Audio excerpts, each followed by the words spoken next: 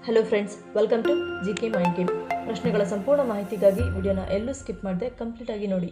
ಇವತ್ತಿನ ಪ್ರಶ್ನೆಗಳಲ್ಲಿ ಮೊದಲನೇ ಪ್ರಶ್ನೆ, ಪೂಜೆ ಮತ್ತು ವ್ರತಗಳ ಸಮಯದಲ್ಲಿ ಈರುಳ್ಳಿ ಮತ್ತು ಬೆಳ್ಳುಳ್ಳಿಯ ಆಹಾರವನ್ನು ತಿನ್ನಬಾರದು ಎನ್ನಲು ಕಾರಣವೇನು? Options: A. ಮನಸ್ಸು ಚಂಚಲ, ಬಿ. ಅಜೀರ್ಣ ಸಮಸ್ಯೆ, ಸಿ. ಹಿರಿಯರ ಪಾಲನೆ, ಡಿ. ನಿಷಿದ್ಧ ಪದಾರ್ಥ.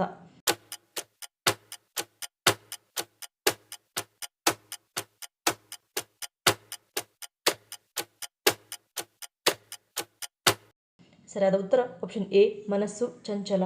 ವೇದಗಳ ಪ್ರಕಾರ ಆಹಾರದಲ್ಲಿ 3 ವಿಧಗಳಿವೆ. ಮೊದಲ ಊಟ ಸಾತ್ವಿಕ, ಎರಡನೆಯದು ರಾಜಸ್ವಿಕ ಮತ್ತು ಮೂರನೆಯದು ತಾಮಸಿಕ. ಈ 3 ರೀತಿಯ ಆಹಾರಗಳು ಮನುಷ್ಯನ ಜೀವನದ ಮೇಲೆ ವಿಭಿನ್ನ ಪರಿಣಾಮವನ್ನು ಬೀರುತ್ತವೆ. ಇವುಗಳಲ್ಲಿ ಬೆಳ್ಳುಳ್ಳಿ ಮತ್ತು ಈರುಳ್ಳಿಗಳು ತಾಮಸಿಕ ಆಹಾರ ವರ್ಗಕ್ಕೆ ಸೇರುತ್ತವೆ. ಈ 2 ವಸ್ತುಗಳನ್ನು ಸೇವಿಸುವುದರಿಂದ ವ್ಯಕ್ತಿಯೊಳಗಿನ ರಕ್ತದ ಹರಿವು ಹೆಚ್ಚಾಗುತ್ತದೆ ಅಥವಾ ಕಡಿಮೆಯಾಗುತ್ತದೆ.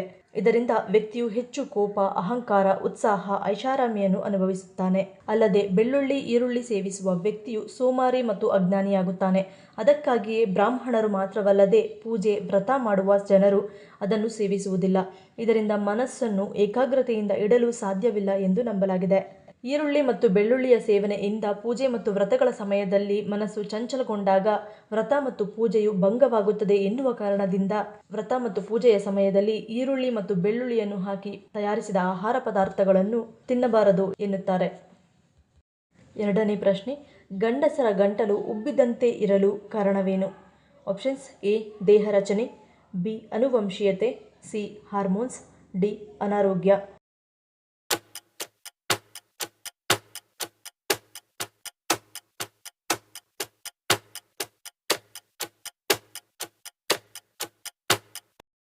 ಸರಿಯಾದ ಉತ್ತರ ಆಪ್ಷನ್ ಸಿ, ಹಾರ್ಮೋನ್ಸ್.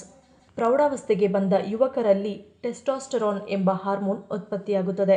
ಇದು ಅನೇಕ ಜನರ ಗಂಟಲಿನ ಮುಂಭಾಗದಲ್ಲಿ ಗೋಚರಿಸುವ ಬಂಪ್ ಅನ್ನು ಸೂಚಿಸುತ್ತದೆ. ಈ ಬಂಪ್ ಅನ್ನು ಆಡಮ್ಸ್ ಆಪಲ್ ಅಥವಾ ಆಡಮ್ಸ್ ಸೇಬು ಎಂದು ಕರೆಯುತ್ತಾರೆ. ಇದು ಕಾರ್ಟಿಲೇಜ್ನಿಂದ ಮಾಡಲ್ಪಟ್ಟಿದ್ದು, ಇದು ನಿಮ್ಮ ಧ್ವನಿ ಪೆಟ್ಟಿಗೆಯನ್ನು ರಕ್ಷಿಸುತ್ತದೆ. ಪ್ರೌಢಾವಸ್ಥೆಯಲ್ಲಿ ದೊಡ್ಡದಾಗಿ ಬೆಳೆಯುವ ಈ ಪ್ರದೇಶದಲ್ಲಿ ಪ್ರತಿಯೊಬ್ಬರಿಗೂ ಕಾರ್ಟಿಲೇಜ್ ಇರುತ್ತದೆ, ಆದರೆ ಇದು ಯಾವಾಗಲೂ ಗೋಚರಿಸುವುದಿಲ್ಲ. ಜನನದ ಸಮಯದಲ್ಲಿ ಹೆಣ್ಣನ್ನು ನಿಯೋಜಿಸಿದ ಜನರಿಗಿಂತ ಹುಟ್ಟಿನಿಂದಲೇ ಪುರುಷನಿಗೆ ನಿಯೋಜಿಸಲಾದ ಜನರಲ್ಲಿ ಇದು ಸಾಮಾನ್ಯವಾಗಿ ದೊಡ್ಡದಾಗಿರುತ್ತದೆ. ನಿಮ್ಮ ಧ್ವನಿ ಪೆಟ್ಟಿಗೆಯ ಇತರ ಭಾಗಗಳು ಮತ್ತು ಶ್ವಾಸನಾಳ ಇತರ ರೀತಿಯ ಕಾರ್ಟಿಲೇಜ್ ಅನ್ನು ಒಳಗೊಂಡಿರುತ್ತದೆ. ಟೆಸ್ಟೋಸ್ಟೆರಾನ್ ಎಂಬ ಹಾರ್ಮೋನ್ ಹೆಣ್ಣು ಮಕ್ಕಳಲ್ಲಿ ಕಂಡುಬರುವುದಿಲ್ಲ. ಇದು ಕೇವಲ ಗಂಡಸರಲ್ಲಿ ಮಾತ್ರ ಕಂಡುಬರುವಂತಹ ಹಾರ್ಮೋನ್ ಆಗಿದೆ. ಮೂರನೇ ಪ್ರಶ್ನೆ, ಕರ್ನಾಟಕದ ಯಾವ ಗಿರಿಧಾಮ ಭಾರತದ ಸ್ಕಾಟ್ಲ್ಯಾಂಡ್ ಎಂದು ಪ್ರಸಿದ್ಧವಾಗಿದೆ? Options: A. Chikkamagaluru, B. Nandi Betta, C. Kodachadri, D. Coorg.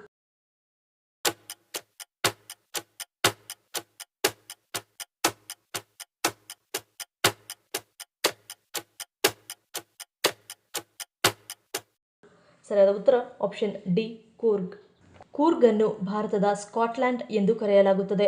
ಭೂವಿಜ್ಞಾನ, ಭೂಪ್ರದೇಶ, ವಾಸ್ತುಶಿಲ್ಪ, ವಾತಾವರಣ, ಹವಾಮಾನ ಮತ್ತು ಸಿಹಿ ನೀರಿನ ಸಮೃದ್ಧಿಯಲ್ಲಿನ ಗಮನಾರ್ಹ ಸಾಮ್ಯತೆಗಳಿಂದಾಗಿ ಕೂರ್ಗ್ ಅನ್ನು ಭಾರತದ ಸ್ಕಾಟ್ಲ್ಯಾಂಡ್ ಎಂದು ಕರೆಯಲಾಗುತ್ತದೆ. ಉಸಿರು ಕಟ್ಟುವ ಕೂರ್ಗ್ ಪ್ರದೇಶವು ಕರ್ನಾಟಕದ ದಕ್ಷಿಣದ ಗಡಿಯನ್ನು ರೂಪಿಸುವ ಅಲೌಕಿಕ ಪರ್ವತಗಳ ನಡುವೆ ಇದೆ. ಕೂರ್ಗ್ನ ಅಲೆಯಾದ ಬೆಟ್ಟಗಳು, ಹುಲ್ಲುಗಾವಲುಗಳು ಮತ್ತು ಕಾಡುಗಳು ಸ್ಕಾಟ್ಲ್ಯಾಂಡ್ನಂತೆಯೇ ಗಮನಾರ್ಹವಾಗಿದೆ. ಈ ಪ್ರದೇಶದಲ್ಲಿ ಹೇರಳವಾಗಿರುವ ತೊರೆಗಳು ಮತ್ತು ನೀರಿನ ವೈಶಿಷ್ಟ್ಯಗಳಿಂದಾಗಿ ಸ್ಥಳೀಯರು ನೈಸರ್ಗಿಕವಾಗಿ ಈ ಪ್ರದೇಶಕ್ಕೆ ವಿಕಸನಗೊಂಡಿದ್ದಾರೆ. ಹೆಚ್ಚುವರಿಯಾಗಿ ಸ್ಕಾಟ್ಲ್ಯಾಂಡ್ನ ಲೋಚ್ ಲೀಥೆನ್ ಜಲಪಾತವು ಮಡಿಕೇರಿಯ ಅಬ್ಬೆ ಜಲಪಾತವನ್ನು ಕೂರ್ಗ್ನಂತೆಯೇ ಹೋಲುತ್ತದೆ. ಇವೆರಡೂ ವಿವಿಧ ರೀತಿಯ ನೀರಿನ ವೈಶಿಷ್ಟ್ಯಗಳು, ಸೊಂಪಾದ ಸಸ್ಯವರ್ಗ ಮತ್ತು ಎತ್ತರದ ಪ್ರದೇಶಗಳನ್ನು ಹೊಂದುವುದರ ಜೊತೆಗೆ ಹೋಲಿಸಬಹುದಾದ ವಾಸ್ತುಶಿಲ್ಪವನ್ನು ಹೊಂದಿವೆ. ಕೊಡಗು ಎಂದು ಕರೆಯಲ್ಪಡುವ ಕೊಡಗು ಪ್ರದೇಶವು ತನ್ನ ಅತ್ಯುತ್ತಮ ಹವಾಮಾನ, ಪರ್ವತ ಶ್ರೇಣಿಗಳು ಮತ್ತು ಕಾಫಿ ತೋಟಗಳಿಗೆ ಹೆಸರುವಾಸಿಯಾಗಿದೆ. ತಾಪಮಾನ, ಸ್ಥಳಾಕೃತಿ, ವಾಸ್ತುಶಿಲ್ಪ ಮತ್ತು ಜಲಪಾತಗಳ ವಿಷಯದಲ್ಲಿ ಇದು ಸ್ಕಾಟ್ಲ್ಯಾಂಡ್ನಂತೆಯೇ ಇರುತ್ತದೆ. ಹಾಗಾಗಿ ಕೂರ್ಗ್ ಅನ್ನು ಭಾರತದ ಸ್ಕಾಟ್ಲ್ಯಾಂಡ್ ಎಂದು ಕರೆಯಲಾಗುತ್ತದೆ. ನಾಲ್ಕನೇ ಪ್ರಶ್ನೆ, 6 ಗಂಟೆಗಿಂತ ಕಡಿಮೆ ನಿದ್ದೆ ಮಾಡುವುದರಿಂದ ಇದು ನಮ್ಮ ದೇಹದ ಮೇಲೆ ಯಾವ ಪರಿಣಾಮವನ್ನು ಬೀರುತ್ತದೆ? Options: A. ನೆನಪಿನ ಶಕ್ತಿ ಕುಂಠಿತ, ಬಿ. ಲೈಂಗಿಕ ಹಾನಿ, ಸಿ. ವಯಸ್ಸಾಗುವಿಕೆ, ಡಿ. ಮೇಲಿನ ಎಲ್ಲವೂ.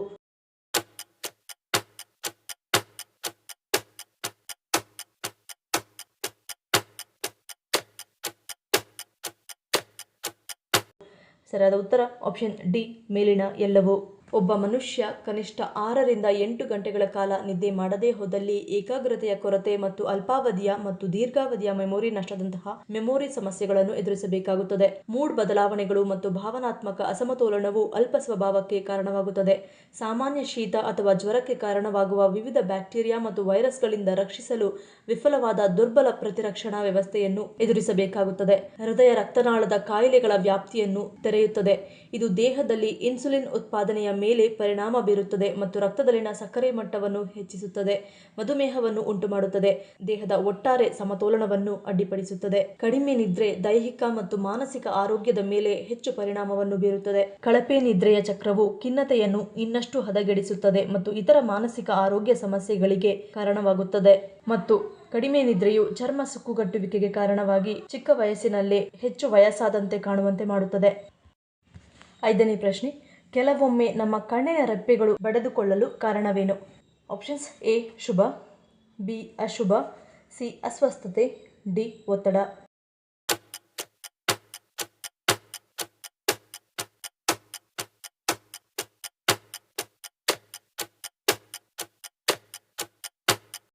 ಸರಿಯಾದ ಉತ್ತರ ಆಪ್ಷನ್ ಸಿ ಮತ್ತು ಡಿ. ಆಗಾಗ್ಗೆ ಕಣ್ಣು ಸೆಳೆತ ಎಂದು ಯಾರಾದರೂ ಹೇಳುವುದನ್ನು ನಾವು ಕೇಳಿರಬಹುದು. ಯಾರ ಕಣ್ಣಾದರೂ ಪಟಪಟನೆ ಬಡಿದರೆ ಅದು ಶಕುನಗಳಿಗೆ ಸಂಬಂಧ ಕಲ್ಪಿಸಿದಂತೆ. ಕಣ್ಣು ಈ ರೀತಿಯಾಗಿ ಬಡಿದುಕೊಳ್ಳುವುದು ಎಂದರೆ ಮುಂದಿನ ಘಟನೆಯ ಬಗ್ಗೆ ಮಾಹಿತಿ ನೀಡಲಾಗುತ್ತದೆ ಎಂದು ಜನರು ನಂಬುತ್ತಾರೆ. ಕಣ್ಣು ಹೀಗೆ ಬಡಿದುಕೊಳ್ಳುವುದರ ಅರ್ಥ ಒಳ್ಳೆಯದು ಅಥವಾ ಕೆಟ್ಟದ್ದು ಆಗಬಹುದು ಎಂದು ನಂಬಲಾಗಿದೆ.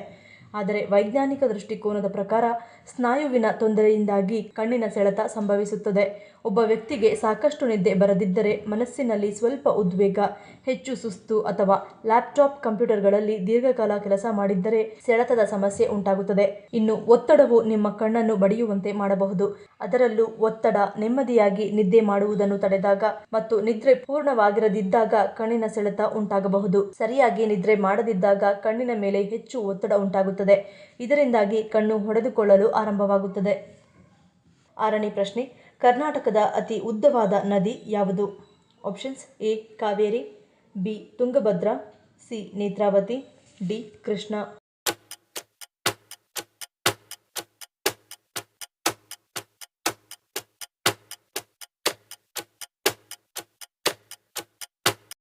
ಸರಿಯಾದ ಉತ್ತರ ಆಪ್ಷನ್ ಡಿ ಕೃಷ್ಣ. ಮಹಾರಾಷ್ಟ್ರದ ಸಾತಾರಾ ಜಿಲ್ಲೆಯ ಮಹಾಬಲೇಶ್ವರದ ಪಂಚಗಂಗಾ ಸ್ಥಳದಲ್ಲಿ ಹುಟ್ಟುತ್ತಾಳೆ ಕೃಷ್ಣೆ. ಪಶ್ಚಿಮ ಘಟ್ಟದ ನಿತ್ಯ ಹರಿದ್ವರ್ಣದ ತಾಣಗಳಲ್ಲಿ ಹುಟ್ಟಿ ವಿಜಯಪುರ ಜಿಲ್ಲೆಗೆ ಕಾಲಿಡುವ ಕೃಷ್ಣೆ ಲಕ್ಷಾಂತರ ಜನರ ಜೀವನಾಡಿಯೇ ಆಗಿದ್ದಾಳೆ. ಡೆಕ್ಕನ್ ಪ್ರಸ್ಥಭೂಮಿಯಲ್ಲಿರುವ ಕೃಷ್ಣಾ ನದಿಯು ಗಂಗಾ ಮತ್ತು ಗೋದಾವರಿ ನಂತರ ಭಾರತದ 3ನೇ ಅತಿ ಉದ್ದದ ನದಿಯಾಗಿದೆ. ಇದು ಗಂಗಾ, ಸಿಂಧು ಮತ್ತು ಗೋದಾವರಿ ನಂತರ ಭಾರತದಲ್ಲಿ ನೀರಿನ ಒಳಹರಿವು ಮತ್ತು ನದಿ ಜಲಾನಯನ ಪ್ರದೇಶದ 4ನೇ ಅತಿ ದೊಡ್ಡದಾಗಿದೆ. ಕೃಷ್ಣವೇಣಿ ಎಂದು ಕರೆಯಲ್ಪಡುವ ಈ ನದಿಯು 1400 ಕಿಲೋಮೀಟರ್ ಉದ್ದವಾಗಿದೆ. ಇದು ಭಾರತದ ಮಹಾರಾಷ್ಟ್ರ, ಕರ್ನಾಟಕ, ತೆಲಂಗಾಣ ಮತ್ತು ಆಂಧ್ರಪ್ರದೇಶ ರಾಜ್ಯಗಳಲ್ಲಿ ನೀರಾವರಿಯ ಪ್ರಮುಖ ಮೂಲವಾಗಿದೆ.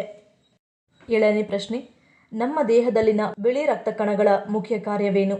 ಆಪ್ಷನ್ಸ್: ಎ ಹಾರ್ಮೋನ್ ಉತ್ಪಾದನೆ, ಬಿ ಸಂತಾನೋತ್ಪತ್ತಿ, ಸಿ ಸೋಂಕುನಾಶಕ, ಡಿ ಮೇಲಿನ ಎಲ್ಲವೂ.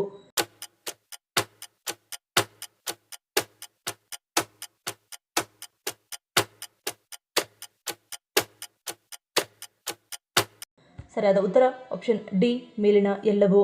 ಬಿಳಿ ರಕ್ತ ಕಣ ಅಥವಾ WBC ಎಂದು ಕರೆಯಲ್ಪಡುವ ಇದು ಪ್ರತಿರಕ್ಷಣಾ ವ್ಯವಸ್ಥೆಯ ಒಂದು ಭಾಗವಾಗಿದೆ. ಪ್ರತಿರಕ್ಷಣಾ ಶಕ್ತಿಯಲ್ಲಿ ಇಳಿಕೆ ಕಂಡುಬಂದರೆ ದೇಹವು ಬಿಳಿ ರಕ್ತ ಕಣಗಳನ್ನು ಬಿಡುಗಡೆ ಮಾಡುತ್ತದೆ. ಈ ಜೀವಕೋಶಗಳ ಮುಖ್ಯ ಕಾರ್ಯವೆಂದರೆ ದೇಹವನ್ನು ವಿದೇಶಿ ಕಣಗಳಿಂದ ರಕ್ಷಿಸುವುದು. ಸೋಂಕು ಅಥವಾ ವಿದೇಶಿ ಕಣವು ದೇಹವನ್ನು ಆಕ್ರಮಿಸಿದಾಗ ಬಿಳಿ ರಕ್ತ ಕಣಗಳು ಪ್ರತಿಕಾಯಗಳನ್ನು ನಿರ್ಮಿಸುತ್ತದೆ ಮತ್ತು ಅದನ್ನು ನಾಶ ಮಾಡಲು ಸೂಕ್ಷ್ಮಜೀವಿಗಳ ಮೇಲೆ ದಾಳಿ ಮಾಡುತ್ತವೆ. ಇದು ನಮ್ಮ ದೇಹದಲ್ಲಿ ಪ್ರೊಜೆಸ್ಟರಾನ್ ಹಾರ್ಮೋನ್ ಉತ್ಪಾದನೆಯನ್ನು ಉತ್ತೇಜಿಸಲು ಸಹಾಯ ಮಾಡುತ್ತದೆ ಮತ್ತು ನಮ್ಮ ಸಂತಾನೋತ್ಪತ್ತಿ ವ್ಯವಸ್ಥೆಗಳಿಗೆ ಇದು ಅವಶ್ಯಕವಾಗಿದೆ, ಏಕೆಂದರೆ ಇದು ಅಂಡಾಶಯದಲ್ಲಿ ರಕ್ತನಾಳಗಳ ಜಾಲವನ್ನು ರಚಿಸಲು ಸಹಾಯ ಮಾಡುತ್ತದೆ. ನಿಮ್ಮ ದೇಹವು ಹೆಣಗಾಡುತ್ತಿದ್ದರೆ ಮತ್ತು ನಿರ್ದಿಷ್ಟ ಪ್ರದೇಶವು ದಾಳಿಗೆ ಒಳಗಾಗಿದ್ದರೆ ಹಾನಿಕಾರಕ ವಸ್ತುವನ್ನು ನಾಶ ಮಾಡಲು ಮತ್ತು ಅನಾರೋಗ್ಯವನ್ನು ತಪ್ಪಿಸಲು ಬಿಳಿ ರಕ್ತ ಕಣಗಳು ಪ್ರದೇಶಕ್ಕೆ ಉಲ್ಬಣಗೊಳ್ಳುತ್ತವೆ. ಹೀಗೆ ನಮ್ಮ ದೇಹವನ್ನು ಸೋಂಕುವಿನಿಂದ ರಕ್ಷಿಸಲು, ಸಂತಾನೋತ್ಪತ್ತಿಯನ್ನು ಉತ್ಪಾದಿಸಲು, ಹಾರ್ಮೋನನ್ನು ಉತ್ಪಾದಿಸಲು ಹಾಗೂ ನಮ್ಮ ದೇಹವನ್ನು ಸುರಕ್ಷಿತವಾಗಿಡಲು ಬಿಳಿ ರಕ್ತ ಕಣಗಳು ಬಹುಮುಖ್ಯ ಪಾತ್ರವನ್ನು ವಹಿಸುತ್ತವೆ. 8ನೇ ಪ್ರಶ್ನೆ, ಹಸಿ ಈರುಳ್ಳಿಯನ್ನು ತಿನ್ನುವುದರಿಂದ ಯಾವ ರೋಗ ಬರುವುದಿಲ್ಲ?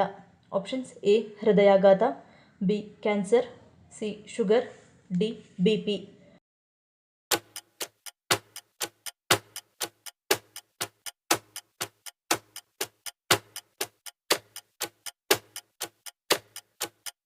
ಸರಿಯಾದ ಉತ್ತರ ಆಪ್ಷನ್ ಎ ಮತ್ತು ಬಿ. ಹಸಿ ಈರುಳ್ಳಿ ತನ್ನಲ್ಲಿ ವಿಟಮಿನ್ ಸಿ ಪ್ರಮಾಣದ ಜೊತೆಗೆ vitamin B6, vitamin K, manganese, potassium, phosphorus ಇವುಗಳನ್ನು ಸಹ ಒಳಗೊಂಡಿದ್ದು ನಮ್ಮ ದೇಹದ ವಿವಿಧ ಕಾರ್ಯಚಟುವಟಿಕೆಗಳಿಗೆ ಅನುಕೂಲವಾಗುತ್ತದೆ. ಮುಖ್ಯವಾಗಿ ರೋಗನಿರೋಧಕ ವ್ಯವಸ್ಥೆಯನ್ನು ಅಭಿವೃದ್ಧಿಪಡಿಸುವುದರ ಜೊತೆಗೆ ಜೀವಕೋಶಗಳ ಅಭಿವೃದ್ಧಿ ಮತ್ತು ಬ್ಲಡ್ ಶುಗರ್ ನಿರ್ವಹಣೆ ಮಾಡುತ್ತದೆ. ಈರುಳ್ಳಿ ತನ್ನಲ್ಲಿ ಆಂಟಿ ಆಕ್ಸಿಡೆಂಟ್ ಅಂಶಗಳನ್ನು ಅಪಾರವಾಗಿ ಹೊಂದಿರುವ ಕಾರಣದಿಂದ ನಮ್ಮ ದೇಹದಲ್ಲಿ ಕೊಲೆಸ್ಟ್ರಾಲ್ ಪ್ರಮಾಣವನ್ನು ಇದು ಕಡಿಮೆ ಮಾಡಬಲ್ಲದು. ಮುಖ್ಯವಾಗಿ ನಮ್ಮ ಹೃದಯದ ಆರೋಗ್ಯವನ್ನು ಉತ್ತೇಜಿಸುವ ಕೆಲಸವನ್ನು ಇದು ಮಾಡುತ್ತದೆ. ನಮ್ಮ ಬ್ಲಡ್ ಶುಗರ್ ಲೆವೆಲ್, ರಕ್ತದ ಒತ್ತಡ ಮತ್ತು ದೇಹದಲ್ಲಿ ರಕ್ತ ಸಂಚಾರವನ್ನು ಉತ್ತೇಜಿಸಿ ಹೃದಯಾಘಾತ ಅಥವಾ ಹೃದಯದ ಸಮಸ್ಯೆಗಳನ್ನು ದೂರ ಮಾಡುತ್ತದೆ. ಇವು ನಮ್ಮ ದೇಹದಲ್ಲಿ ಫ್ರೀ ರ್ಯಾಡಿಕಲ್ ಅಂಶಗಳ ವಿರುದ್ಧ ಹೋರಾಡುವುದು ಮಾತ್ರವಲ್ಲದೆ ನಮ್ಮ ಜೀವಕೋಶಗಳನ್ನು ಉರಿಯೂತದಿಂದ ರಕ್ಷಣೆ ಮಾಡುತ್ತವೆ. ಮುಖ್ಯವಾಗಿ ಹೃದಯದ ಕಾಯಿಲೆ, ಕ್ಯಾನ್ಸರ್ ಮತ್ತು ಆಲ್ಝೀಮರ್ ಕಾಯಿಲೆಯ ವಿರುದ್ಧ ಹೋರಾಡಲು ಸಹಾಯ ಮಾಡುತ್ತದೆ. ಈ ಪ್ರಶ್ನೆಗಳಲ್ಲಿ ನೀವು ಎಷ್ಟು ಪ್ರಶ್ನೆಗಳಿಗೆ ಸರಿ ಉತ್ತರವನ್ನು ಕೊಟ್ರಿ ಅನ್ನೋದನ್ನು ಕಮೆಂಟ್ ಮಾಡಿ ತಿಳಿಸಿ. ಈ ವಿಡಿಯೋ ನಿಮಗೆ ಇಷ್ಟ ಆಗಿದ್ರೆ ಮರೀದೇ ಲೈಕ್ ಮಾಡಿ, ಶೇರ್ ಮಾಡಿ, ಸಬ್ಸ್ಕ್ರೈಬ್ ಮಾಡಿ. ನನ್ನ ಚಾನಲ್ನ ಇನ್ನೂ ಸಬ್ಸ್ಕ್ರೈಬ್ ಮಾಡಿದೆ ಹಾಗೆ ವಿಡಿಯೋಸ್ ನೋಡ್ತಿದ್ರೆ ಪ್ಲೀಸ್ ಸಬ್ಸ್ಕ್ರೈಬ್ ಮಾಡಿ, ಸಪೋರ್ಟ್ ಮಾಡಿ. ಮತ್ತೊಂದು ಇಂಟ್ರೆಸ್ಟಿಂಗ್ ವಿಡಿಯೋಂದಿಗೆ ಸಿಗ್ತೀನಿ. Until love you all, take care.